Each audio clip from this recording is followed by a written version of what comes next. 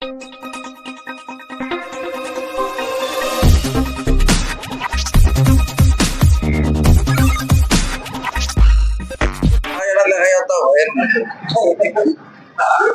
ಯಾವ ದೃಷ್ಟಿ ಹಾಯ್ ಅನ್ನೋದು ಅವ್ರಿಗೆ ಗೊತ್ತಿರಂಗಿಲ್ಲ.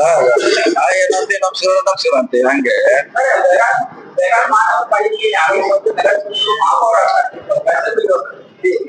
ನಿರೀಕ್ಷಿತ ಎಲಿವೇಟೆಡ್ ಕಾರಿಡಾರ್ ಅದು ಮಾಡ್ತೀವಿ ಸರಿ. ನಮ್ ಬಜೆಟ್ ನಲ್ಲಿ ದುಡ್ಡು ಕೊಟ್ಟಿದ್ದಾರೆ. ಸೊ DC ಆಫೀಸ್ಗೂ 55 ಕೋಟಿ ಕೊಟ್ಟಿದ್ದಾರೆ. ಸೊ ಅವ್ನು 2 ಹಂತದಲ್ಲಿ ತಗೋತೀವಿ. ಈ ಸಾರಿ ತಗೋತೀವಿ, ನೆಕ್ಸ್ಟ್ ಸಾರಿ ತಗೋತೀವಿ ಅಂದ್ರೆ 110 crore ಮಾಡ್ತೀವಿ. ಸೊ ಇನ್ನು ಮಿಕ್ಕಿದೆಲ್ಲ ಬಜೆಟ್ ಅಲ್ಲಿ ಬಂದಿದೆ. ಆಯಾ ಇಲಾಖೆ ಅವರು ಅದೇನು ಬಜೆಟ್ ನಲ್ಲಿ ಬರ್ಬೇಕಂತೇನಿಲ್ಲ. ನೇರವಾಗಿ ನೀರಾವರಿ, ರಸ್ತೆಗಳು, ಮೈನರ್ ಇರಿಗೇಷನ್, ಸ್ಕೂಲು ಅವೆಲ್ಲ ಆಯಾ ಇಲಾಖೆಯವ್ರು ನೇರವಾಗಿ ಕೊಡ್ತಾರೆ ಅಷ್ಟೇ.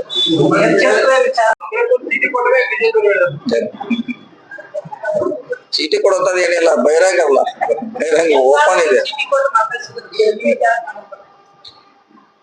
ಎತ್ತಾಳವ್ರು ಚೀಟಿ ಕೊಟ್ರು ಮಾತಾಡ್ತಾರ, ಎತ್ತಾಳವ್ರು ಚೀಟಿ ಕೊಟ್ರೆ ಮಾತಾಡೋರು. ನಮ್ ಪೊಲೀಸ್ ಇದಾರಲ್ಲ, ನಂಬರ್ ಮಾಡ್ತಾರೆ.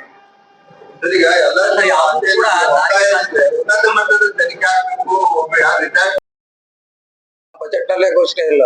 1000 ಕೋಟಿ ಬ್ರಿಡ್ಜಸ್ ಕೊಟ್ಟಿದ್ದಾರೆ. ಆ ಬ್ರಿಡ್ಜ್ ನಲ್ಲಿ ಅವ್ರು ತಗೊಳಕ್ ಹೇಳಿದ್ದಾರೆ.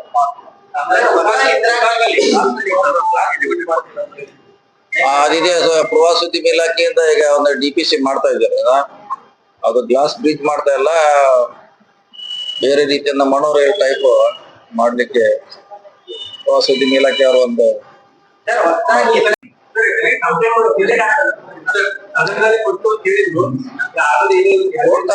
ಕೊಡ್ಲಿಕ್ಕೆ ಟೈಮ್ ಇದ್ರೆ ಕೊಡ್ತಾರೆ.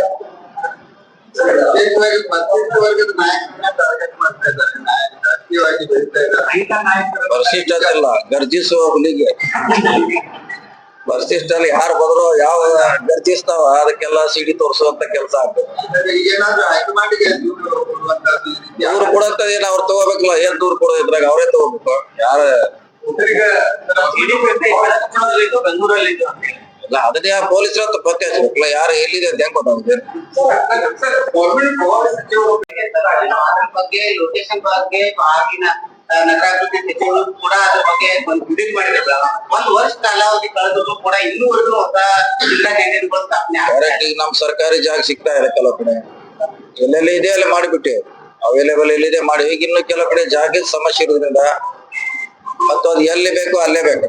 ನಾವ್ ಯಾವ್ದೋ ಎಲ್ಲೇ ಮೂಲೆಯಲ್ಲಿ ತೆಗೆದ್ರು ಪ್ರಯೋಜನ. ಸರ್ಕಲ್ ನಲ್ಲೇ ಇರಬೇಕು, ತಹಶೀಲ್ದಾರ್ ಆಫೀಸ್ ಇರಬೇಕು, ಕಚೇರಿ ಇರಬೇಕು, ಅಥವಾ ಕೋರ್ಟ್ ಇರಬೇಕು ಅಂದ್ರೆ ಯೂಸ್ ಆಗೋದು. ನಮ್ ಕಡೆ ಬೇರೆ ಜಾಗ ಇದೆ, ಒಳಗಡೆ ಇದೆ.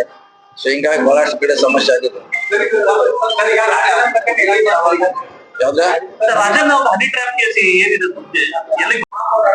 ಅದು ಕೋರ್ಟ್ ಸ್ಟೇ ಆಗಿದೆ, ಅವರ ಯಥಾಸ್ಥಿತಿ ಮುಂದುವರಿತಾರ. ಅದಾಗಿ ಆರೋಪಂತಿಗಳಿರ್ತಾವಲ್ಲ, ಇನ್ನು ಅಂತಿಮವಾಗಿ ಫೈನಲ್ ಡಿಸಿಷನ್ ಬರ್ಬೇಕು, ಬಂದ್ಬೇಕು. ಅದ್ರ ಬಗ್ಗೆ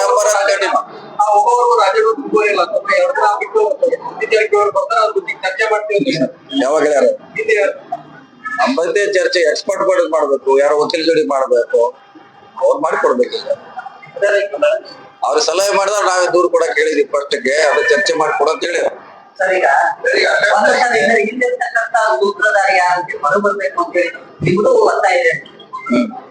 ನಾವೇಳೆ ಫಸ್ಟ್ ಹೇಳಿದಾಗ ನಾನೇ ಇರಲ್ಲ, ಮುಂಜಾನೆ ಫಸ್ಟ್ ಹೇಳಿದ್ಮ್ಯಾಗ ಆಮ್ಯಾಗ ಸದನ ಒಳಗ್ ಬರ್ತದ. ನಮ್ಮಲ್ಲಿದ್ದಾರೆ ಎಲ್ಲಾ ಭಾಷಿಕರಿಗೆ ಸಿಗ್ತೈತೆ. ನರೇಗಾದಾಗ ಹೆಚ್ಚು ಆಗುದು ನಮ್ಮ ಬೆಳಗಾವಿ ಜಿಲ್ಲೆಯಲ್ಲಿ. ಅದು ಗಡಿ ಭಾಗದಲ್ಲಿ ಹೆಚ್ಚು ನರೇಗಾ ನಾವು ಹೈಯೆಸ್ಟ್ ಕಾಮಗಾರಿ ಕೊಡ್ತಾ ಇದೀವಿ.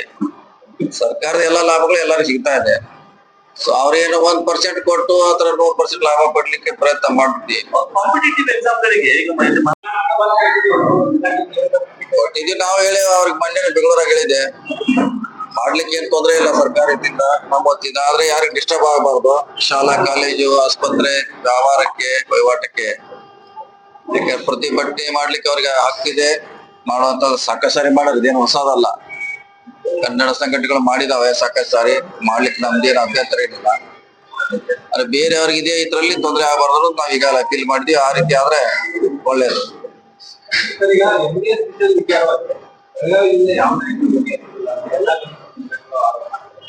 ಯಾವ್ದು ಕಾರ್ಗಿಲ್ ಅವ್ರ ಬಗ್ಗೆ ಅಲ್ಲ ನಿಷೇಧ ಮಾಡೋದ್ರಿಂದ ಪರಿಹಾರ ಆಗೋದಿಲ್ಲ. ಏನ್ ಮಾಡೋದು ಈಗ ನಿಷೇಧ ಮಾಡ್ತಾರ, ಓಕೆ, ಅದೇ ಮಾಡ್ಲಿಕ್ಕೆ ಅಂತ ಸಾಕಷ್ಟು ಸಂಘಟನೆ ಮಾಡಿದ್ವಿ. ಈಗ ಅವ್ರವ್ರು ಬೇರೆ MES ಮಾಡ್ಬೇಕಂತ ಹೇಳಿದ್ರೆ ಮತ್ತೆ ಬರ್ತಾರ ಸ್ಟ್ರೈಕ್ ಮಾಡಕ. ಅದಕ್ಕಿನ್ ಯಾವ್ದು ಲೇಬಲ್ ಅವಶ್ಯಕತೆ ಇಲ್ಲ. ಮತ್ತ ಅದು ಅಧಿಕೃತವಾಗಿ ಎಲ್ಲಿದೆ ಅಂತ ನಮಗೂ ಗೊತ್ತಿಲ್ಲ. ಅದು ಯಾವ ಆಕ್ಟಿವಿಟೀಸ್ ಮಾಡ್ತಾರ, ಅದೇನು ಚಾಲ್ತಿಯಲ್ಲಿದೆ.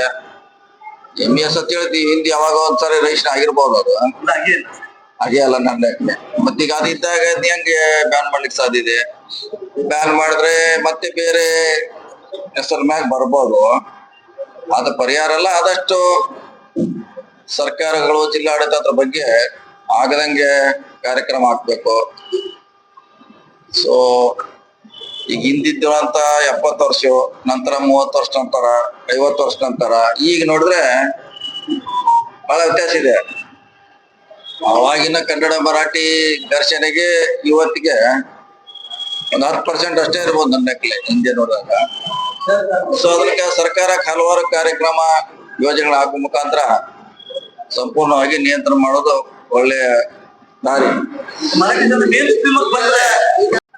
ಅಷ್ಟು ಜನ ಅಫಿಡೇವಿಟ್ ಹಾಕಿದ್ರೆ ಅದ್ರ ವಿರೋಧವಾಗಿ ಹಾಕಕ್ಕೆ ಎಷ್ಟು ಜನ ಅದಾರೆ? ಅದಾಗದ್ ಮಾತದು. ಈ ಗಡಿವಾದ ಮುಗಿದೋದ ಅಧ್ಯಾಯ. ಇನ್ನವ್ರಿಗೆ ಹೆಲ್ಪ್ ಮಾಡಂಗಿದ್ರೆ ಅವ್ರೇನ ಬಹಳ ಪ್ರೇಮ್ ಇದ್ರೆ ಮಾಡಕ. ಈ ನಮ್ದು ಇದು ಹೋಗ್ತೈತೆ ಅನ್ನೋದು ಬಿಟ್ಟು ಕಾರ್ಯಕ್ರಮ ಬೇಕಾದ್ರೆ ಎಲ್ಲಾರು ಕೊಡ್ಲಿ, ಅವ್ರಿಗೆ ನಮ್ದೇ